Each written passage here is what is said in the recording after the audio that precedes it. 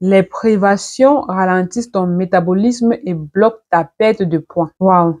Comment cela se fait-il?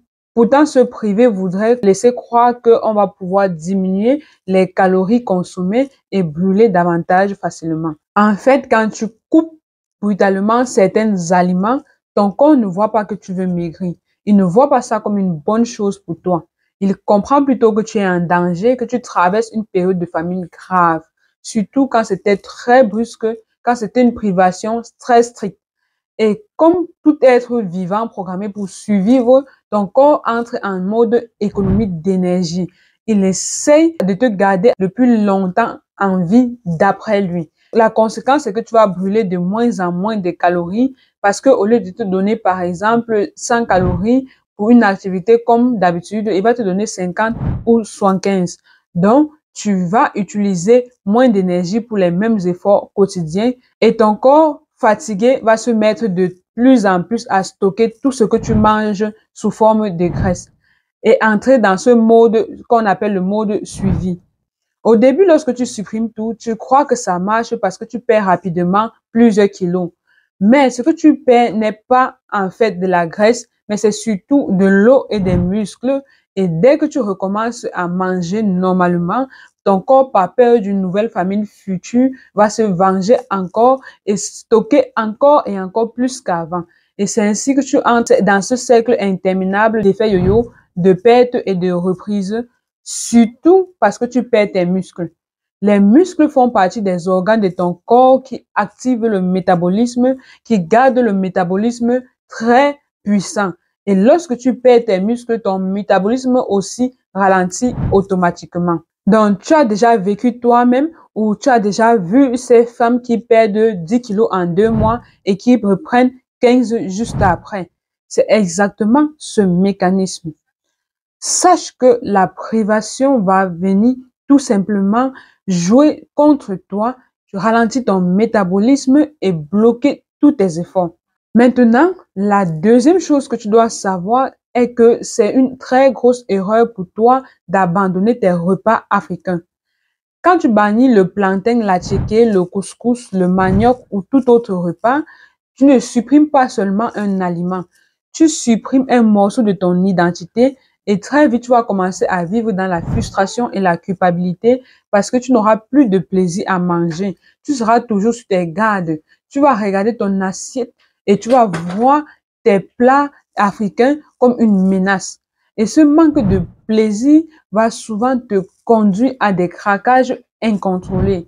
Combien de fois as-tu essayé toi-même d'arrêter de manger les repas traditionnels ou de consommer les repas avec l'huile rouge ou avec les arachides ou n'importe quel autre aliment que tu taxes de gras, mais en même temps, tu te retrouves 2 jours plus tard ou quelques jours plus tard en train de te jeter sur les viennoiseries, sur le pain, sur les biscuits, sur le bonbon.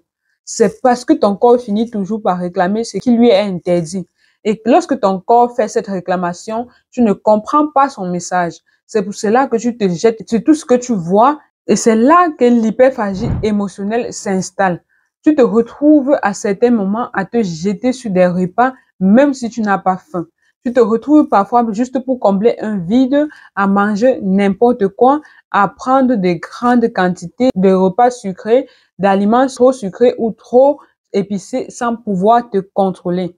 Tu te retrouves à avoir des compulsions alimentaires émotionnelles et à chaque sentiment de joie ou de tristesse, tu veux absolument te jeter sur n'importe quel plat. En fait, tes sensations de satiété et de faim, ta sensation de plaisir a été déréglée complètement. Et avec ce dérèglement, tu ne peux absolument pas retrouver ton poids idéal. Donc, te priver de tes repas africains vont forcément te pousser à l'échec. Tu dois savoir et tu dois retenir aujourd'hui que les plats africains ne font pas grossir. Au contraire, les plats africains sont tes meilleurs alliés minceurs. Ce ne sont pas les repas africains en eux-mêmes qui sont responsables de ta prise de poids. Ce qui te fait réellement prendre le poids, c'est la non-maîtrise des bonnes proportions, des bonnes quantités de chaque ingrédient qui se retrouve dans ton repas africain.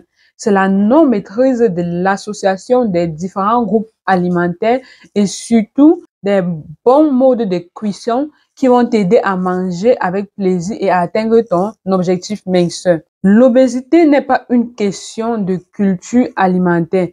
L'obésité n'est pas non plus une question de repas africain. C'est plutôt une question de déséquilibre énergétique. Lorsque tu consommes plus que ce que tu dépenses, l'Organisation mondiale de la santé est claire. Ce qui compte, c'est l'équilibre calorique et nutritionnel global. Tu peux manger africain et perdre du poids si ton assiette est structurée. Prenons un exemple simple. Si tu aimes beaucoup le riz avec la sauce d'arachide, au lieu de te servir un gros plat de riz plus un gros bol d'arachide rempli d'huile, tu peux essayer d'équilibrer ton repas en mettant à côté ou en prenant à côté d'une portion raisonnable de riz et de sauce, un peu de légumes sautés ou de salade, un peu de poisson braisé ou de viande. Et à côté de cela, tu t'hydrates correctement et tu verras que l'impact calorique ne sera pas le même. Donc, le problème n'est pas ton plat africain. Le problème véritable, ce sont les quantités et les bonnes proportions.